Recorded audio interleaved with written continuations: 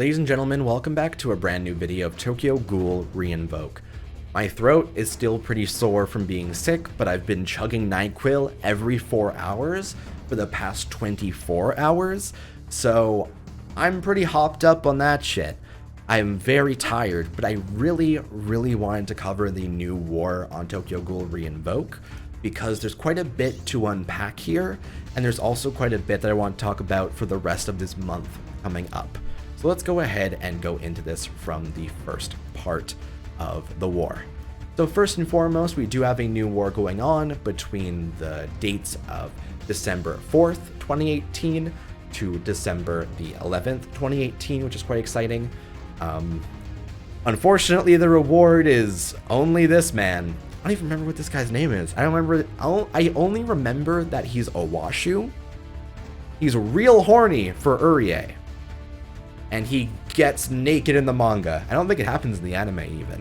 But there's one point where he just rips his shirt open. And I think he rips his pants off too. And goes like, Urie, my boy.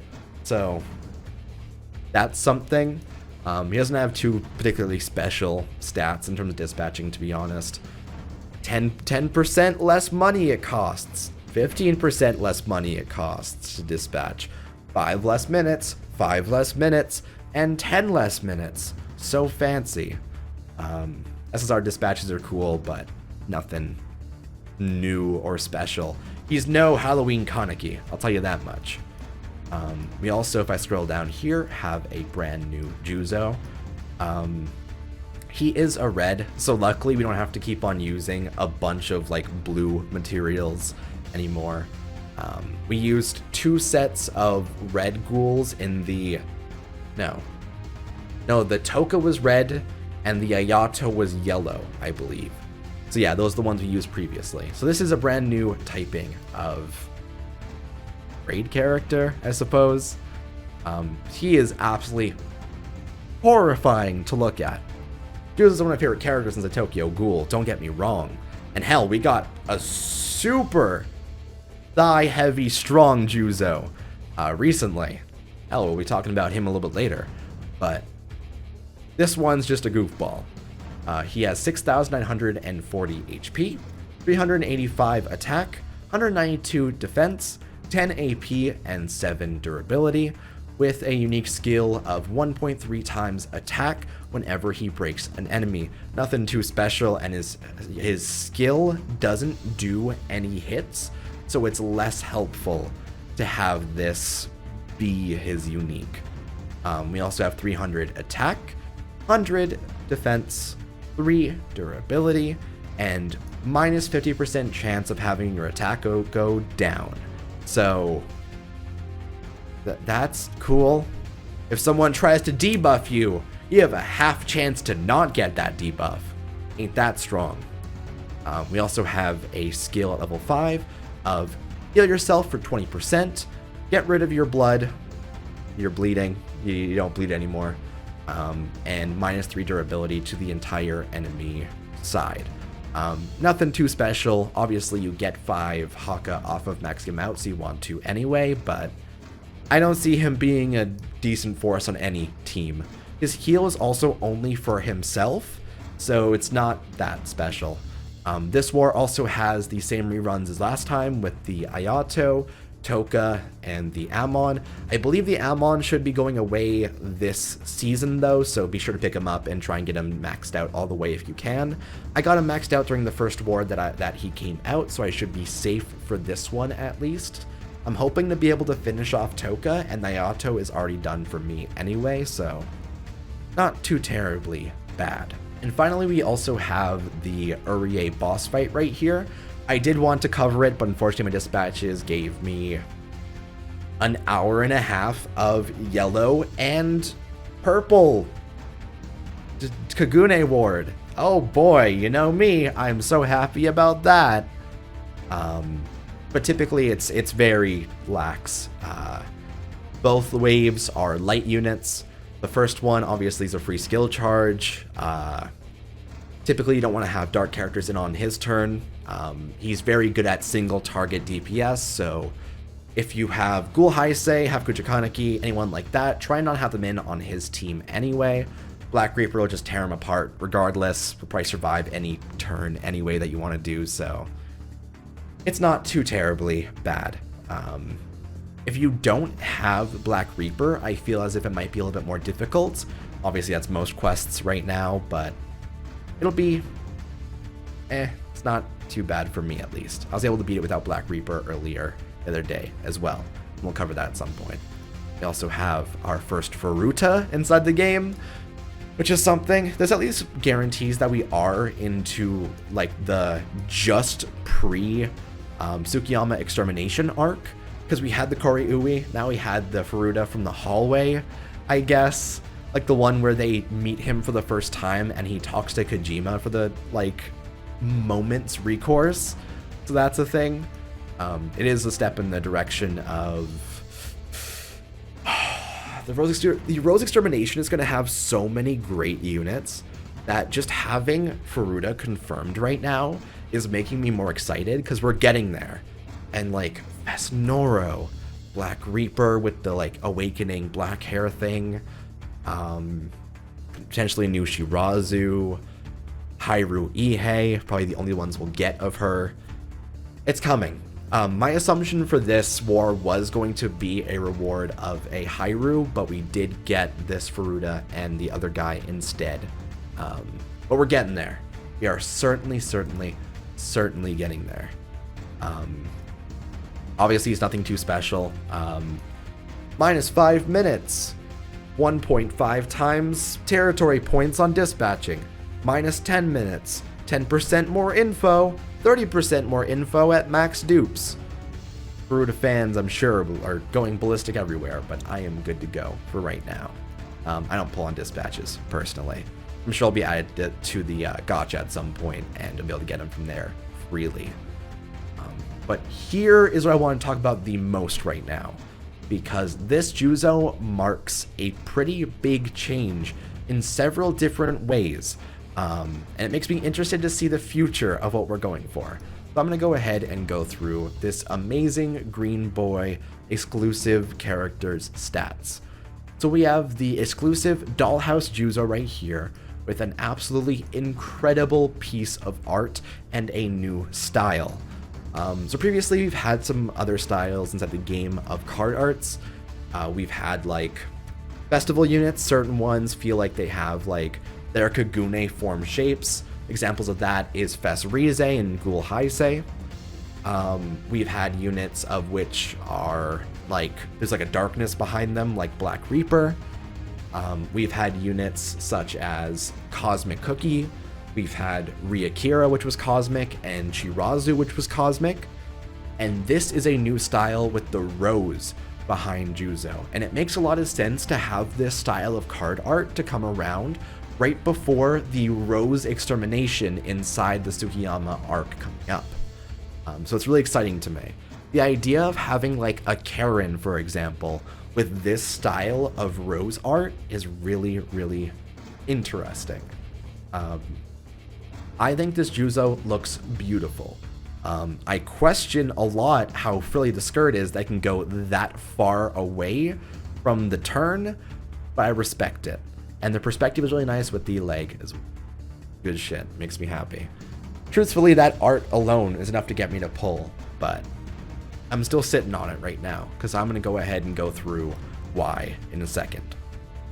So first and foremost, we have 6,185 HP, 990 attack, 660 defense, 10 AP, and 8 durability, with a unique skill of plus 6 AP.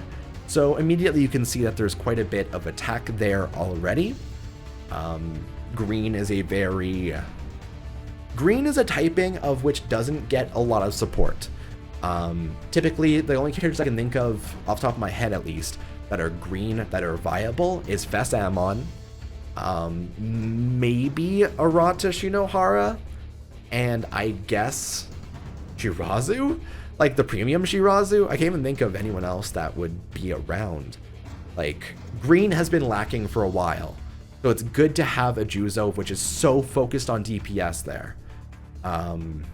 Plus with 16 AP, Couple that along with like Coma and Irimi, obviously that's fantastic, but even alone, this Juzo's 16 AP is going to be able to get a bunch of skill charge, a bunch of damage, and just do a lot of really good work. Couple that with all 4 of the skills that he has on his tree, it's even better. We have 35% evasion, just straight up, meaning you can like combo that with Juzo, for example, get that up to 50%, even higher. I don't think we have a very strong evasion synergy team right now. There's definitely a step in the right direction for that. This Juzo is going to be imperative for that team, I feel. But yeah, we have 20% crit rate, which is nice. Crits double the amount of skill charge you do get, so that's really, really helpful. 1.7 times killer to ghouls, and 1.7 times killer to blue, meaning if you are a single target blue ghoul in front of this Juzo, you are destroyed. Other than that, he doesn't really have a heck of a lot of options. He is very one track, but the one track he has is absolutely overwhelmingly terrifying. And a couple of that along with the skill he has here as well, which is 2 times attack for 3 turns. 60% attack down on the single target enemy he attacks, which is, I think, the highest debuff in the game currently. Fantastic. And 1.8 times damage times 8 attacks and -8 durability. So almost guaranteed break, plenty of damage, self buff, and the debuff just creates a really good overwhelming force. The only difficulty that this Juzo currently has is the lack of survivability, and that's what really hampers him in terms of being able to survive on, for example, boss fights. And I've been trying to think of where I would put this Juzo on my team if I were to try and use him. Because typically, I was trying to think of it. I'll actually go into my team right now on my main squad and talk about this.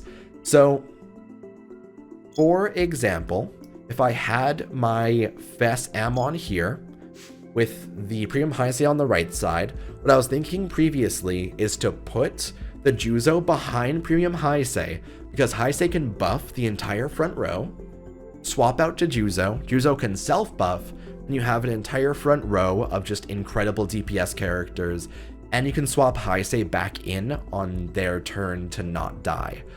The issue is Heisei is very squishy as well.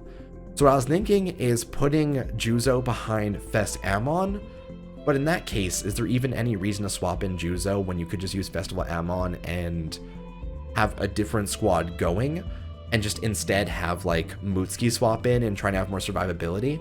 Because Juzo's a really, really risky play. And if you do lose the character in front of Juzo, Juzo's guaranteed dead within a couple of attacks. Even if you're fighting a blue ghoul, for example, he just doesn't have the survivability there. So it's interesting. I think this Juzo is very good at what he can do, but he's hampered so much by that health bar being so low. And I'm very tempted to keep on trying to pull for him, because he's an exclusive character, and exclusive characters only come around at once every whole lot of often. An example of that is like Narukami Arima has come out once since renewal, and he is fantastic, and he's a character that I want to pull on when he comes back, but he's not going to come back for a long while. Same thing with Black Reaper, and characters such as that, which is why I'm debating this so heavily for Juzo. Additionally, both of the banners that are currently on leave right before new banners are meant to come around. And that's what has me kind of worried, because later on this month, we're meant to have new banners dropping in a potentially birthday Mutsuki on the 14th of December, which is 7 days after this Urie leaves, which is on a Friday, which is the day that new banners drop usually. And also Mutsuki is the only character of which does not or the only Quink Squad character of which does not have an upgraded form yet. We have Premium Urei and this Kagune Urei. We have Premium Heisei and the upgraded Heisei in Fess. We have Shirazu and Fess Shirazu, Psycho and Birthday Psycho, and Mutsuki and Birthday Mutsuki on the 14th. So I'm assuming that'll come around after Urei leaves, which is going to eat Haka potentially again. It's a lot. Quink Squad members getting a character each definitely is something interesting. I wonder if they're going to adapt the Mutsuki with the Kagune from the auction, but we will see how that goes. If you're not interested in Mutsuki's character for her birthday, after Juzo leaves on the 18th, then 2 days later on the 20th, on the Thursday, we're meant to have the birthday of Arima and Kaneki come around. Meaning, if they drop new units of those are two brand new, potentially extremely powerful units to pull on once again. All of the banners recently have been so overwhelmingly fantastic that Haka has become even shorter. And with those characters lined up for down the path, it is very interesting. Now, we do have birthday units for Kaneki and Arima already inside the game in the white hair Kaneki and I believe the Jack Arima. But we're talking about them potentially getting new units when they do have the new banner come around on the 20th. Now, if that happens, this is why I was tempted to pull on Juzo. If they drop new birthday units for both Arima and Kaneki on JP, my assumption is that they're going to drop them for global as well. Meaning any of my Haka I currently have on global can just go towards them and I can focus on JP's whatever special banner they have right now. Which is why I was so tempted to go for Juzo more. Because Juzo's exclusive won't come back, and any unit that's a birthday will also come to global in Rebirth. But knowing my luck, and knowing the assumption that I currently have, what I'm assuming is that this version of the game is going to get a new Arima and Kaneki, and global is going to get the old one from the other birthday. But they in global global players would complain about it because the new units are better. So it's a lot of debating.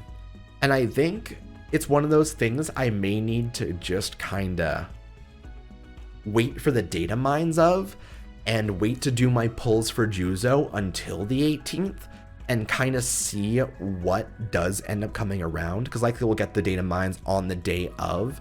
So I'm crossing my fingers for right now. Juzo looks fantastic, but I just can't justify pulling until I know what's coming up in the future. But Invoke is in a fucking renaissance of incredible content. And I do think that I want to try to do some more episodes soon on this game. I don't think I coughed in this episode, actually. I tried to be more lax and calm and kind of streamlined, but I feel pretty decent right now. To be honest, that's quite nice. Hopefully this will continue until the future. I plan to do a coverage of the Urei boss fight when I do end up getting it, and I do plan to max out my points for this war as soon as possible. Roughly at 3 million right now. I can probably get up here, hopefully by Sunday, and try and get everything done. We're getting there. Invoke has been very fun. And actually, something I wanted to do sometime soon is I wanted to go ahead and do my new Quink squad here with Fess Shirazu, Heisei, Premium, Birthday Psycho, Urei, Fess Ghoul Heisei, and Mutsuki as a full squad against the Orochi boss fight. So that may be coming up soon, which is quite exciting. I think it's gonna be something fun, so yeah. For right now, thank you for watching. I'm still trying to get better from my sickness, but we're getting there. And I'll see you guys next time. Bye for now.